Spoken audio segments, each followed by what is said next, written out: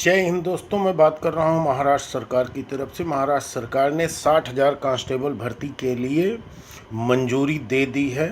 Corona महामारी के चलते महाराष्ट्र में पुलिसकर्मियों की कमी पाई जा रही है। पुलिस को लगभग 18 से 20 घंटे तक ड्यूटी देना पड़ रहा है और अभी तक कोरोना मरीजों की संख्या पर दिन प्रतिदिन बढ़ोतरी ही पाई जा रही है।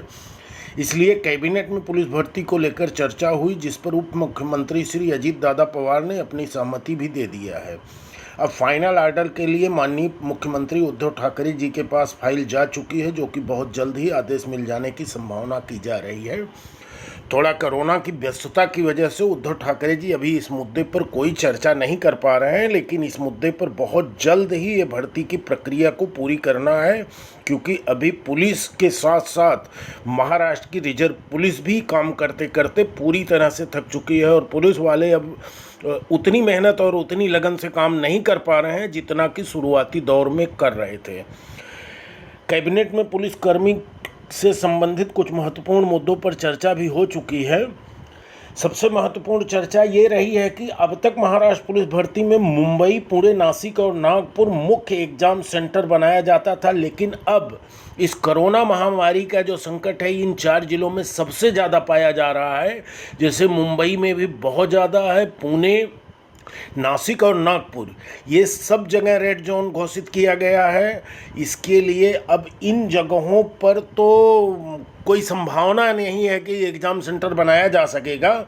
इसलिए इस विषय पर गृह राज्य मंत्री अनिल देशमुख जी ने मुंबई की जगह रायगढ़, पुणे की जगह रत्नागिरी तथा नागपुर की जगह वर्धा जिला का चयन किया है एग्ज़ाम सेंटर बनाने के लिए, जबकि नासिक को एग्ज़ाम सेंटर रखा जाएगा।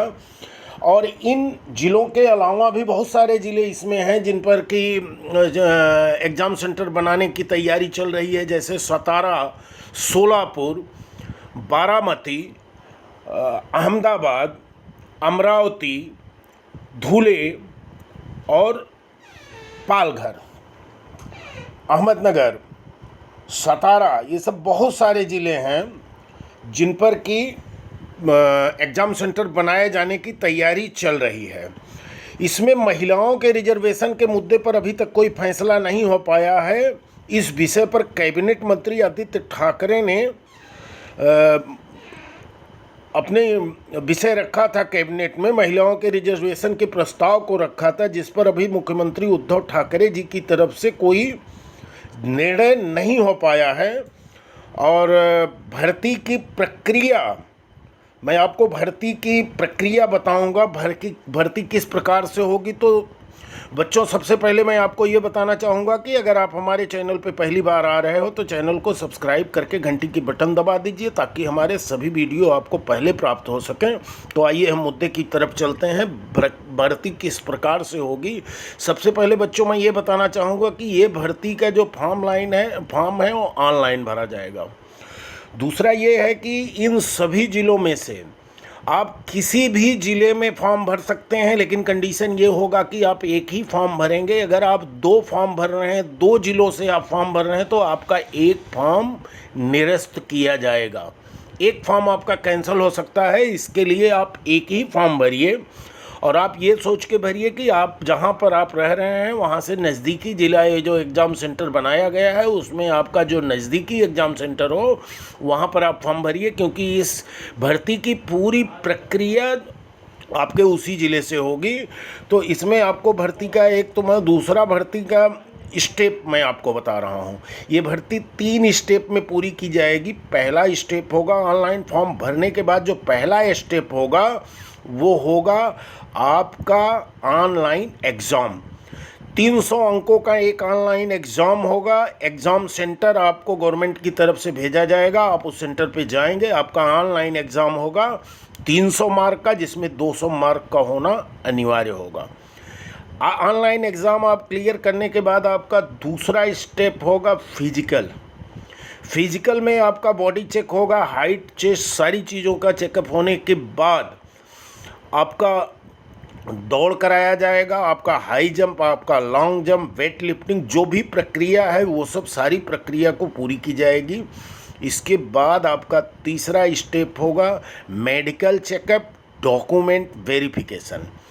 तो बच्चों, मैं आपको जो बताना चाह रहा हूँ, आपका तीसरा और फाइनल स्टेप होगा मेडिकल चेकअप। आपका एक गवर्नमेंट हॉस्पिटल में आपका फुल बॉडी चेकअप होगा, जिसमें आँख का, चेस्ट का, हाइड्रोसील, हार्निया, किडनी, जो महत्वपूर्ण टेस्टिंग होती है, वो सारे टेस्ट होने के बाद आप ऑनलाइन फॉर्म भरने के समय में जो डॉक्यूमेंट सबमिट किए हैं, उन सारे डॉक्यूमेंट का वेरिफिकेशन किया जाएगा। इसके बाद आप फाइनल माने जाओगे। अब मैं आपको एक सबसे महत्वपूर्ण विषय बता रहा हूँ, इसमें डॉक्यूमेंट में आपको 5 डॉक्यूमेंट ज़रूरी है।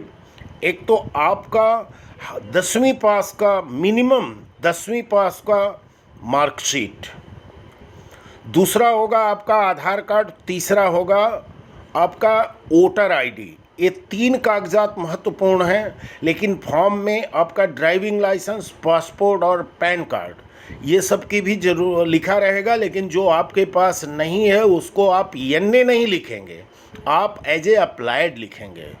आप एनए नहीं लिखेंगे क्योंकि वो भारत में नॉन अप्लीकेबल नहीं माना जाएगा। पासपोर्ट ज़रूरी होता है, पुलिस के लिए पासपोर्ट भी ज़रूरी होता है, पैन कार्ड भी ज़रूरी होता है, ड्राइविंग लाइसेंस भी ज़रूरी होता है। ड्राइविंग लाइसेंस इसके लिए ज़रूरी माना जाएगा क्योंकि आज के समय में पुलिस की ट्रेनिंग में ड्राइविंग की ट्रेनिंग अनिवार्य हो गई है, जिसमें आपको बाइक से लेकर ट्रक चलाने तक की ट्रेनिंग दी जाती है। दूसरा, पासपोर्ट आपके लिए सबसे ज़्यादा महत्वपूर्ण इसके लिए है कि पासपोर्ट आपका रहेगा तो आप कभी ज़रूरत पड़ सकती है कि किसी दूसरे देश में आप किसी वजह से किसी आरोपी को पकड़ने भेजा जा सकता है। तीसरा हो गया आपका पैन कार्ड। पैन कार्ड तो हर आदमी के लिए कंपलसरी है, क्योंकि पैन कार्ड के बगैर आप अकाउंट नहीं खोल सकते। आप अकाउंट नहीं खोल सकते तो आपकी सैलरी नहीं मिलेगी।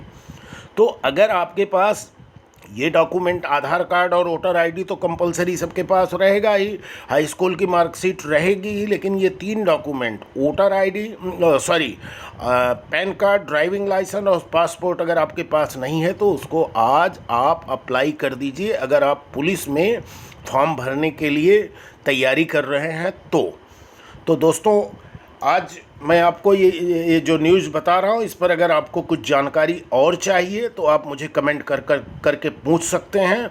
और लगभग जो कैबिनेट मंत्रालय से या मिनिस्ट्री से जो मुझे रिपोर्ट आई है, जो सूचना मिली है, जुलाई के बीच तक ये प्रक्रिया चालू करने की तैयारी है, क्योंकि महाराष्ट्र में पुलिस कर्मियों की बहुत ज़्यादा कमी पाई गई है। बीच में अभी 2 महीना पहले कुछ पुलिस कांस्टेबल की भर्ती हुई है, लेकिन वो भर्ती किसी काम की नहीं। इस समय पुलिस की बहुत ज़्यादा आवश्यकता हो चुकी है और इन 60,000 में 15,000 पुलिसकर्मी की नियुक्ति मुंबई में होगी, 7,000 पुलिसकर्मी की नियुक्ति पूना में होगी, 8,000 पुलिसकर्मी की नियुक्ति